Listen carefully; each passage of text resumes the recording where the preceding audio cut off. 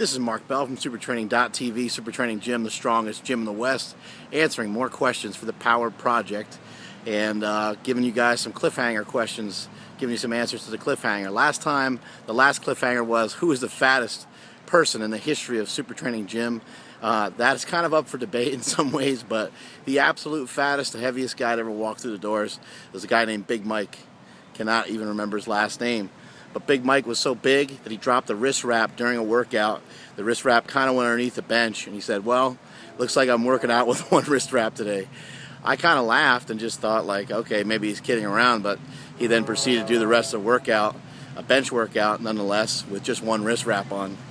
I don't know whatever happened to that other wrist wrap, if he ever got it off the floor or not, but maybe it still remains underneath the bench, I'm not sure. Anyway, we get a lot of questions about my diet. Dropped 20 pounds since the last meet. Some of those numbers are a little bit inaccurate due to the fact that I was bloated as much as possible for the actual contest itself, and I actually didn't start the diet till about a week later.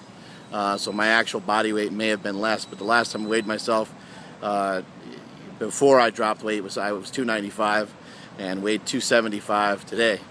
We get a lot of questions about diet. I actually just ate 2 strips of bacon and 2 eggs before I came over and got my fix, my sushi, sashimi, of course. No rice. Some quick tips on the diet. I'm doing CarbNite by Kiefer John, or John Kiefer, however you want to say it. You can look that up at carbnite.com, dangerouslyhardcore.com, which is impossible to spell. He doesn't believe me, but I don't know how to spell it. And we get a lot of tips from my homeboy, Jesse Burdick, who, as a lot of you guys saw, dropped a lot of weight. He got all the way down to about 220 pounds, utilizing some of Kiefer's methods. So basically, it's no carbs for 7 days. On that last day, the last 2 meals, you get to eat some carbohydrates. Now, if you're fat, you're going to have to be more strict with the type of carbohydrates you reintroduce to your body. Gaining 4 to 6 pounds back off of that off of those carbs is not uncommon. That happened to me twice, and both times I was like, holy shit, all that dieting for nothing. I really gained the weight right back. But then Wednesday rolled around, body weight was good, and each week I'm losing more and more weight. Here's my boy in the background. I don't know if you see him here, my boy Jake, chasing some ducks. He's doing some training. Don't chase him too much, Jake. Anyway, back to the matter at hand. We're talking about losing some body fat and not being so damn fat. I want to help a lot of you guys out there lose some weight, and I want you guys to realize and understand that if you're going to lose a lot of weight, you are going to lose some strength. It's going to be a compromise. But you know what? I'd say, so what? A lot of power lifters, been way too fat for way too long, and I think it's time to make a change, especially for those of you guys who are getting older, those of you guys who are getting to be around 40 years old and older. It's time to make some changes, man. It's time to listen up and listen to your body and take care of yourself. It's good to be strong, but it's not good to be dead. So take care of your bodies. But the basis of the diet is, again, it's no carbs for about 7 days. The last 2 meals, you get to eat some carbs. The meals that I chose to eat in week 1 were pretty lame. I had some seared tuna and some rice. The second feeding, if you want to call it that, was I can't remember now, but I know I had a chocolate bar, raw chocolate bar, and a couple other things. Oh, and then I threw down a shake, a protein shake. An SMS protein shake, my size, mass, strength. How lame is that? A protein shake on my cheat meal. But I also mixed in that shake some coconut ice cream. I don't eat regular ice cream hardly at all anymore. Just kills my stomach too much. Makes me poop my pants too much. So I've gotten rid of that completely, eliminated it 100%. I had a little bit of other junk in there, but I can't remember. This week was different. It was Father's Day, and so we had Mexican food, and I decided to roll with the punches. Ate some tacos, had a bunch of rice, and then just ate the dessert that we had. I had some chocolate cake and some ice cream and some other things. Again, I didn't eat that much ice cream because it will kill my stomach, so I stuck with coconut ice cream instead. So those are some of the changes I made. If you guys are going to follow this type of diet, when you do eat carbohydrates, try to eat things that agree with your stomach. Don't eat things that are so nasty that you can't digest them very well. Still stay away from fast food and a lot of that stuff. If you want a good carb spike and you want to eat some donuts and stuff, I would say make sure that you work out beforehand. Make sure there's some sort of exercise beforehand. But don't make it an all-night deal. Just, get into it, get out of it quickly. You got about 4 hours, I'd say. The fatter you are, the less time you got. So that's CarbNite. Carbohydrate backloading is a totally different story, and we can go over that some other time, some other day. But those are some of the basics that I'm doing now. I would say typical day, 2 eggs, 2 slices of bacon for breakfast. About 2 hours later, 2 to 3 hours later, protein shake and some Starbucks. I mix them up together. Not the greatest tasting thing, but I don't really care.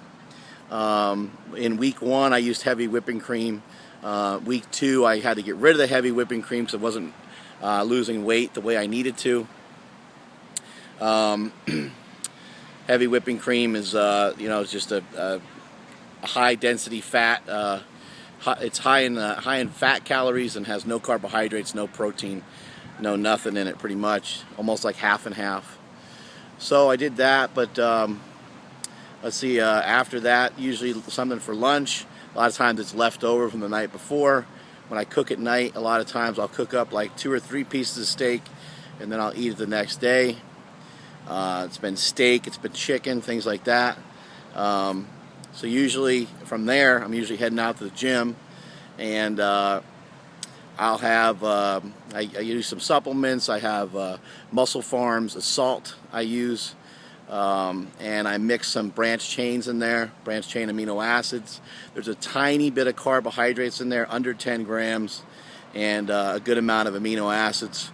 So that helps keep me alive during the workout.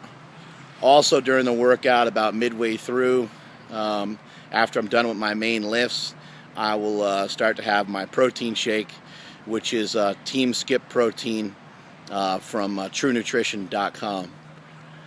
So that's some of the basics right there. When I get home, again, it's back to no carbs. It's back to just eating kind of meat and vegetables.